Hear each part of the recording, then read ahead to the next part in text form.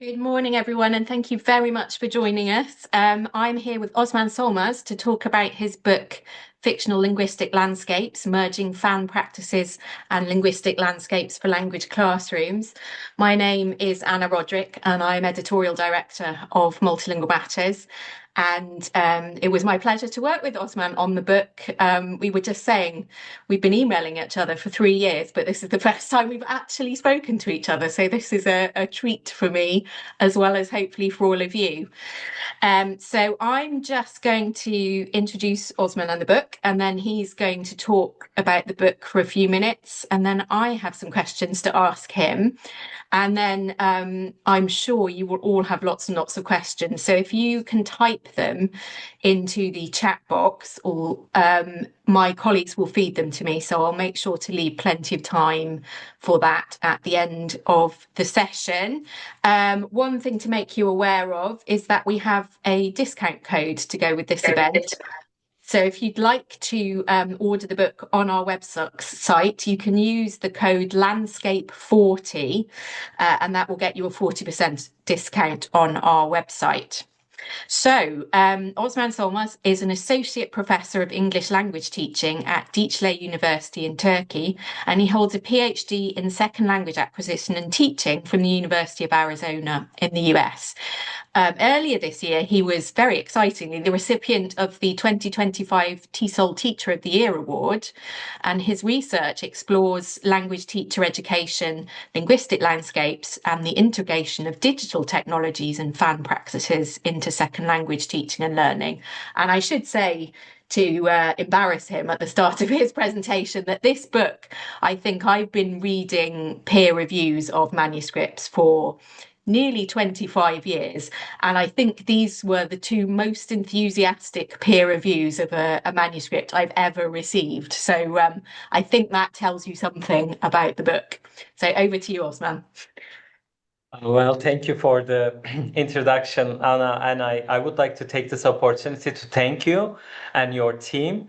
It was really wonderful working with you all, so systematic, guiding a lot throughout the process, reaching out at the right point and giving feedback, organizing everything. I really appreciate it. This was a first, but for me, I'm really grateful for this because, writing this book is not really just about, putting the ideas on paper. Publishing it is a completely different process, which can be kind of devastating experience, I guess. So I didn't feel like that at all. So I wanted to thank you for that to begin Wonderful to with. hear. Good, good. The feeling Yes. was very much likewise. So Yeah. And I'm humbled to hear you sharing your experiences with the reviews that you got. I had no idea that this was so. I mean, I got really positive feedback, but compared to your previous experiences, it's amazing to hear that. I really appreciate. And I would like to welcome everyone to today's chat with Anna. And I see a lot of familiar names, unfamiliar names, wherever you are coming from. Hello to you all. I appreciate you taking your time in the middle of week and joining us. And here I see a special person that I would like to thank at the beginning, Dr. Dirk Gorter, who was really inspiring for me at the beginning of this project and the whole field. We know how he contributed, and I'm grateful that he accepted to write a foreword for my book, which is amazing. I really love it. He provided examples from Klingon and other fictional languages as well, which was really fantastic. So I want to thank him on behalf of the whole team and in front of you all. So I have been teaching for over 20 years now, and this has been the work of my last couple of years, and I'm excited to have this out. I know that Anna will have some questions for me, but the book is consisted of 9 chapters, and I start with the introduction of the terms, and then I do literature review, giving some context, more of the theoretical background on both linguistic landscapes and also fan practices. And later, I have a couple of chapters focusing on how I adapt these methodology in the courses that I have taught, specifically focused on Frank Herbert's Dune. So it's not really about Dune, to be honest, but more about how we use those landscapes and fanish practices in the classroom. And in chapter 4, 5, 6, 7, these are all practical chapters. And I'm grateful that I got very nice feedback to design the chapters in a way that each of them can be separately read as well and be benefited from. So I would like to suggest that to you as well. And chapter 8 is about how we can transfer that information to teacher candidates. So I analyzed their work and then wanted to bring that to site as well, so that it's not really just theoretical, but also we inform that or transfer that knowledge into the next generation of teachers. And finally, I conclude with some key insights, implications, some of the limitations, and also future research. And I'm really excited and look forward to hear and see how people will take on the ideas there and then continue with that. Mhm. Thank you very much. So I suppose we should start from the beginning. What inspired you to write this book and to take this approach? That's a very good question, and it has a lot of I think responses. You know, ever since I know myself, I love reading fictional books. Marquez, Garcia Marquez, one of the most prominent authors in the world, who is writing in magical realism. The magic that we see in the everyday is has been inspiring for me forever. And but the idea emerged at the intersection of my existing interests in fan practices, multimodal literacies, and linguistic landscape studies. And I also noticed that students were already engaging outside the classroom with fictional worlds. So I thought, why not leverage that, enthusiasm for language learning in a meaningful and reflective ways? And honestly, one of the assignments that I have provided was very sensitive to talk about. So we were going to discuss linguistic landscapes in one of my classes, like a diachronic perspectives under the government changes, different governance. So how do you bring that sensitive topic in a Turkish context, let's say, to the students without hurting the feelings or, taking sides on the specific matter? So I thought, well, fictional worlds can be very helpful, so that we leave it up to students to take away the messages, connections with the real world situations. Yeah, yeah. So can you explain what fictional linguistic landscapes are and how the concept has evolved from where you started with it? Yes. So normally there are two ways to approach fictional linguistic landscapes, and I think that's what comes to people's minds. They may often think that, well, it's simply linguistic landscapes in fictional worlds. But when I say fictional linguistic landscapes, I focus more on the students' creative work that they do in imagined landscapes in fictional worlds. So it's more of a mixture, and I took it as a pedagogical term, of course, because I focus too much in the language classroom. And I think that it's going to evolve in different directions because at the beginning I was taking fictional linguistic landscapes and students' works limited to signs that we see. But then after the first task, I noticed that students took on it, embraced the idea, and expanded it into, the money that the currency that we use, or travel posters, or different types of designs, which kind of expanded the definition for me. Yeah, and that was very much driven by the way that your students kind of reacted to the prompts that you were giving them. That's really interesting because I was going to ask about there are tattoos in there and there are kind of social media personas. Kind of how does your book sort of reimagine those kind of fan practices? I think many of the fan practices that we have, or in the research that we see, people are worried that students will not be able to do that in the classroom context, Mhm. either because of inappropriate language or the, um, so to speak, no limitation of creativity. You know, you don't know where the class will go ahead with when you talk about fandom and fan practices. But here, what I noticed was that if you use a pedagogical framework like this one or multi-literacies oriented pedagogies, which fit really well, students embrace these ideas more and they have a structured space where they can still show their creativity. So you can still get to talk about, you know, sensitive subjects and topics, and students will enjoy doing what they do. And I think at the end of the day, I had a keynote recently last week in TESOL virtual convention. That was my takeaway. I think we sometimes forget that students want to enjoy and have some fun while learning because we are too focused on the, you know, curriculum and all the requirements, which is understandable, of course. I think this provides them a kind of a needed space to, you know, satisfy their thirsts for creativity and imagination.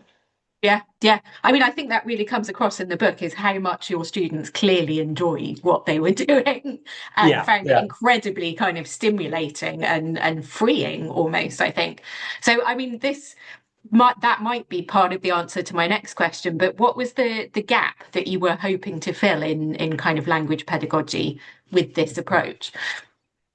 Well, I think that's a very good question. You know, in fan practices, there are multiple aspects, of course. For fan practices, I think many of the researchers and teachers are worried that this is too much of extracurricular activity, and or this is very informal. So how are we going to restructure it in in a formal classroom context?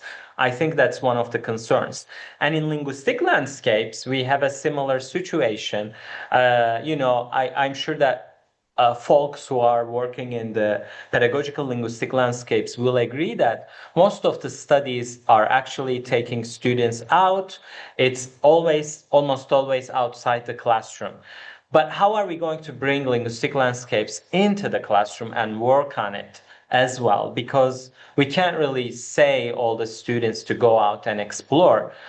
So the idea of this book is, you know, to hope that we can solve some of these problems and issues in the classroom as well, so that students later can go and safely navigate the environment around them. I think that may be the most important contribution, hopefully, but readers will decide on that. Absolutely. Do you have a favorite classroom project or activity Oh. that illustrates how learners use this? Well, that's a difficult question. You know, I have, of course, you know, I think students got really excited when we talked about social media, especially because they were trying to recreate characters of fictional worlds in social media space.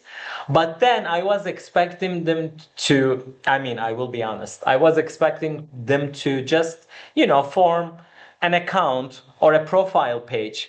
But then when I saw that they created, you know, discover page on Instagram, you know, Yeah. or a blog post with affiliation link like an influencer on Amazon, or um, imagining the main character as an influencer on YouTube, like Mr. Beast, or you know that kind Yeah. of portrait. I was really surprised, and I noticed that they really loved that activity. So whatever they like, it's my favorite activity. So. Oh, well, that's good.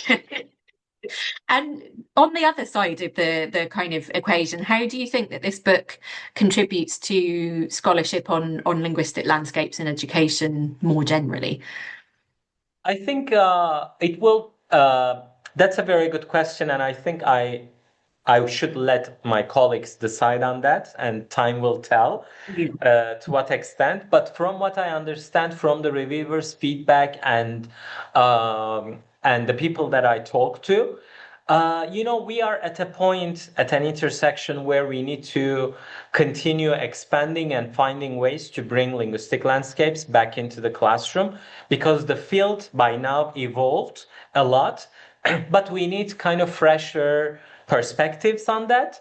So we need interdisciplinary work. And I think fan practices and linguistic landscapes will hopefully do that because I have already heard a couple of people practicing the ideas in the book, sharing the tasks that they have prepared, even though it's not directly fictional linguistic landscapes, but still it's giving them some fresh ideas, hopefully.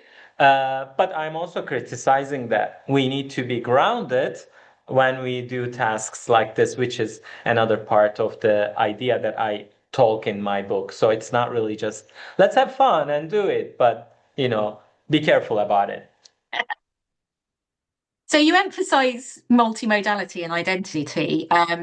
What can these tell us about learners' sense of place and power or voice, I guess, in educational settings? Mhm. I think that's one of the most important takeaways in the book because we often take our students as language learners. We limit them into that role. However, these people or students are going to be language users.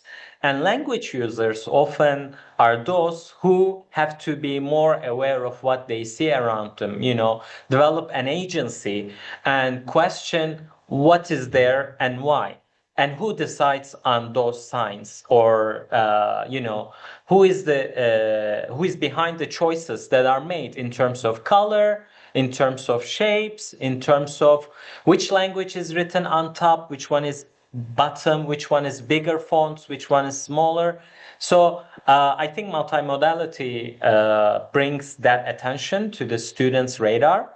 And also, in terms of identity, I think students are developing a sense of who they are when they are learning. It's a part of rediscovering yourself because I mean you learn many things in your native languages, but then when you move on to learning English, it provides you another space to, I think, restructure or reconstruct your identity.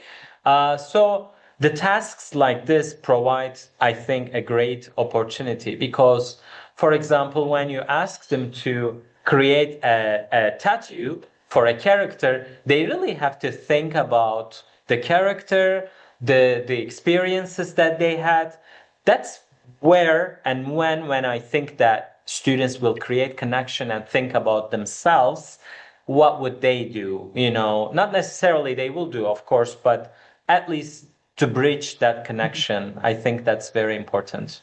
That makes sense, yeah. And what future directions do you see for fictional linguistic landscapes or linguistic landscapes in general, I suppose? Where do you think this will go next? That's Question, that's I know. a that's a very difficult question because I mean, I would like to say sky is the limit, right? But I think it depends on how connected the researchers and teachers will feel about this book. But I am very hopeful. I think that people hopefully will be inspired by some of these ideas and take on their own interpretation and then expand the idea from here. There is a lot to improve. This is just, opening a new space for discussion. So I don't think that it will remain as it is. I think many researchers and teachers will, embrace some of the ideas that are out there and practice that in their own classroom and maybe share their own experiences in their own contexts, which may be completely different or similar. But no matter what will happen, I'm excited to see, the outcomes, I can say. Brilliant. I just have a couple of questions left for Osman. So just a reminder that if you'd like to ask him a question, if you put it in the question and answer facility on Zoom, I will try to get to as many of them as I can do. Um, I wanted to ask you, why June? Why did you pick that as the kind of and where did that come from? And then are there any other new fandoms that you'd like to explore using this method, or kind of platforms, multimodal platforms that you think would work well? That's a wonderful question. I really thank you for that question. So Dune was a strategic choice, first of all, because it was, as far as I knew, there were studies focusing on Sherlock, Harry Potter, Hobbit, Lord of the Rings, more so to say mainstream fandom, Yeah, areas. And Dune was something that I had recently discovered, and Denis Villeneuve had his amazing movie that mhm, recently came out, and I noticed that there were a lot of, Middle Eastern Islamic elements in that mhm, book, mhm. because, he was inspired by a North African tribe, and then put that idea, and I noticed that the ideas were, of course, typically it's good versus bad, but there were elements of local tribes, like Navi people in Pandora Mhm. in Yeah, Avatar. So yeah, we have Fremen in Arrakis, and then we have, so to speak, colonizers coming and taking their space, yeah. that kind of theme, which attracted my attention. And I think that it became very popular, and students started to show more interest in that as well. Because there was something that they could watch, they could read, they could be excited about. That was the reason.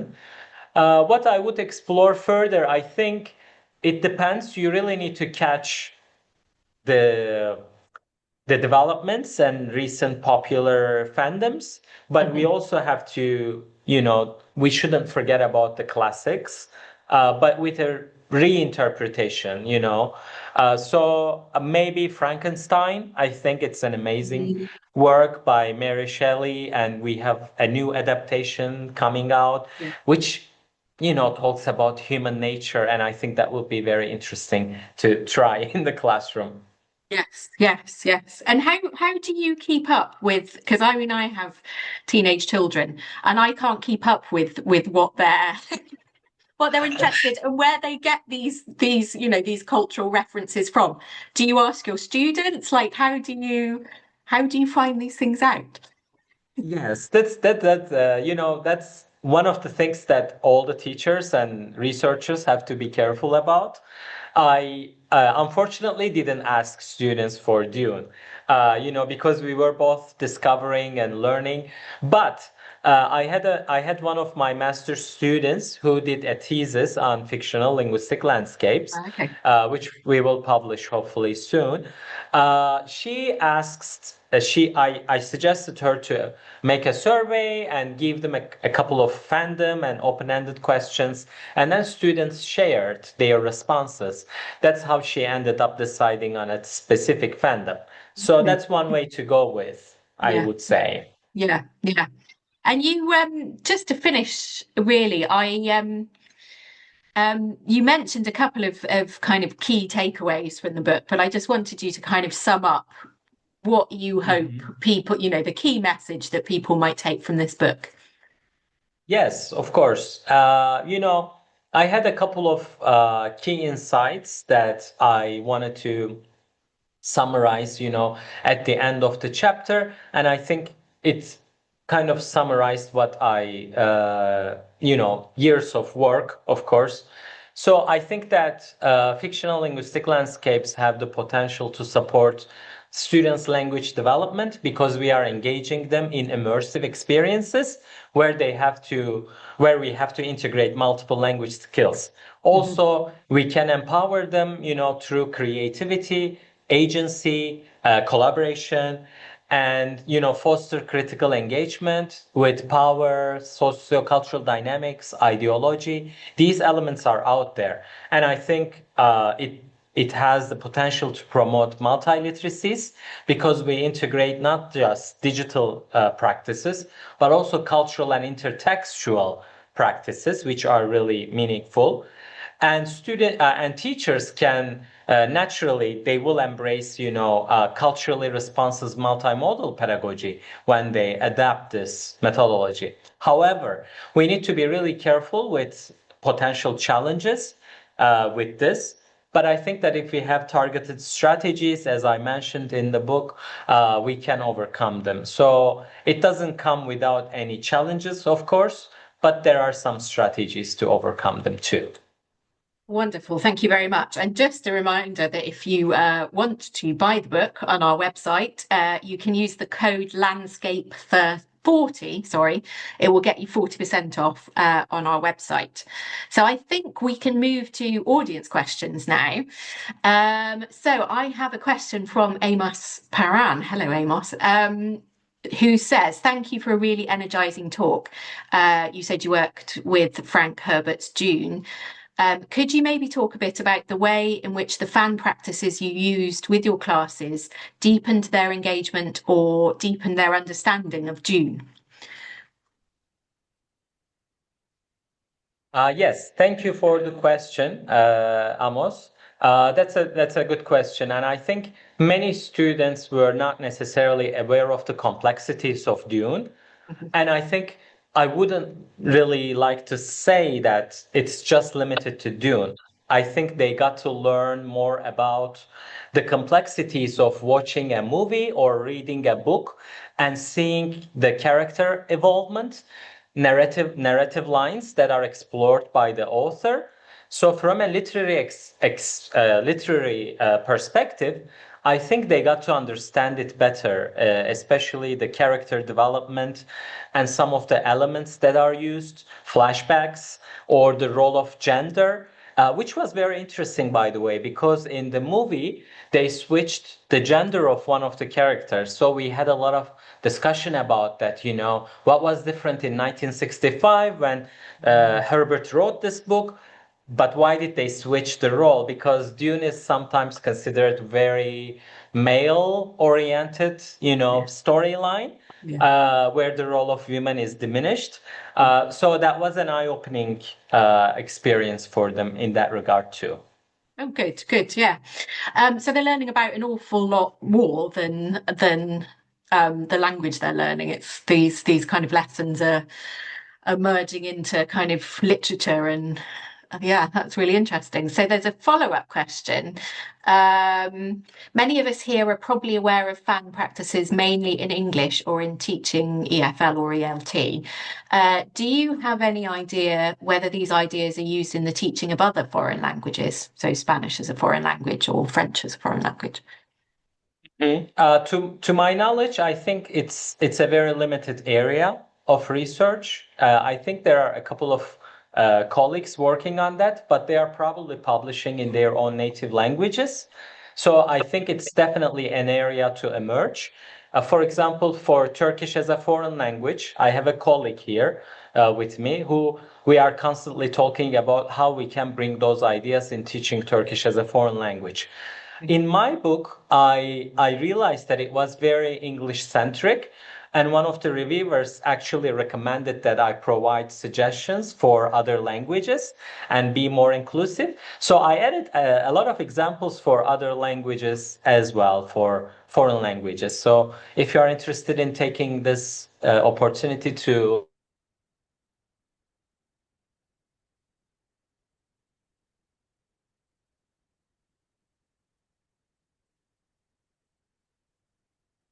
Ooh, I don't know whether that's my internet that's disappeared.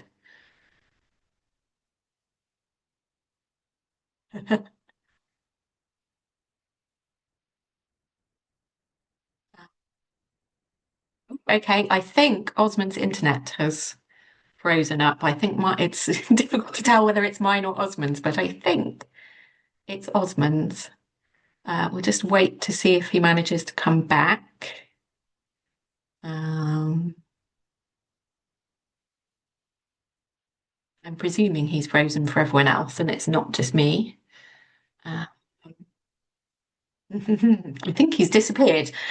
We'll just give him a minute to see if he can come back again.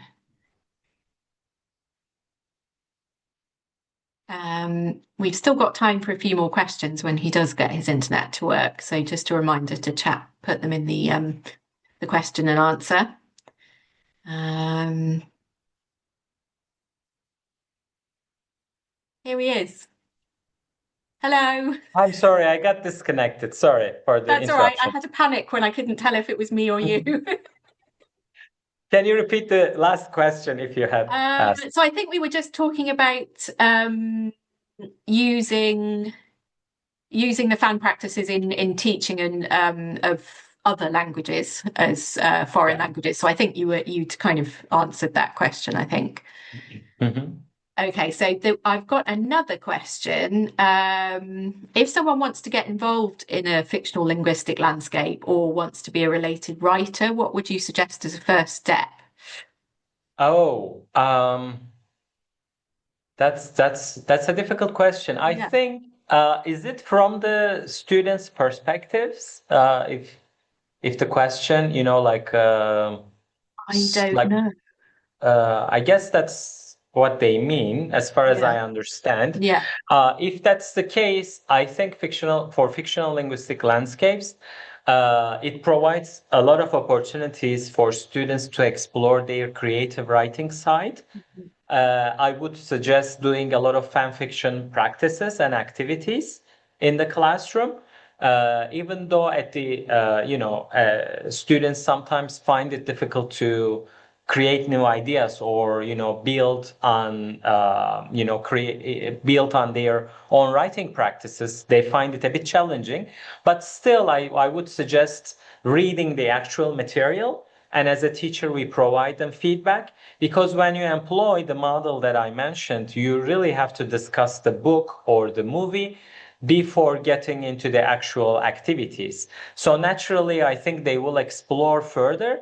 And I know that many students hopefully will find their creative voice or literary voice, if they have some, Mhm. after engaging in these practices, Yeah, hopefully. wonderful. I have another question from Munir Benjalon. Apologies if I've mangled your name terribly. Thank you for this interesting talk. I was wondering if AI application tools are included in the teaching of foreign languages in your book. If so, how could we use them? So all the activities were pre-AI, but in my talk, I recently talked about how AI will strengthen these practices rather than limiting. Because if we give students now prompts or ideas how they can explore further, they can even have realistic creations of their materials. And here comes the challenge then. Are we really interested in about their creations? Because in my model, there is a lot of emphasis in creation. So many students can hesitate because they may lack creative skills or painting, drawing skills. So I was specifically emphasizing on that I'm interested in the idea development, not necessarily the final product, because I think that's how it should be in fictional linguistic landscapes. But what AI will do is, if we guide them through how they can use, image creation programs like Gemini or ChatGPT's, Sora. So there are multiple options, and I think at the end, we can tell them to use these materials, these resources, and convert their ideas into actual productions. However, it should be the students who are really developing the ideas, not the AI, of course. Yes, yes. Well, there's one potential positive use of AI there then. Um, Another question from Mohammed Usma. Are mythologies also considered part of the fictional linguistic landscape? Yes, perfectly so. I think it will be perfect, especially If you want your students to explore local mythologies or international mythologies, or depending on the goal of the class, of course, I would definitely consider, because reimagining those mythologies in current world Mm, or in an alternate universe like Star Wars, or I think that would be a fascinating idea to explore with students. brilliant. Okay, thank you very much. Do we have any more questions? Let me just see. Okay, I think we might be done. Hmm. Thank you very much. Thank you everyone for attending. It's been lovely to see you all here so early in the morning for some of you as well. Brilliant. Thank you very much indeed. Just a reminder of the discount code. I think my colleague will put it up on the screen at the end. Thank you very much, Osman. That was really interesting. The book is very interesting, and it was very, very enlightening to get to ask you some further questions about that. So thank you very much. Thank you for organizing this and helping us with throughout the process. And I appreciate everyone taking their valuable time to join us today. I'm more than happy to answer any follow-up questions. Feel free to reach out me either on LinkedIn or email or any other ways of contacting. Thank you very much. Yeah, thank you very much, everyone. Bye bye. Bye bye, everyone.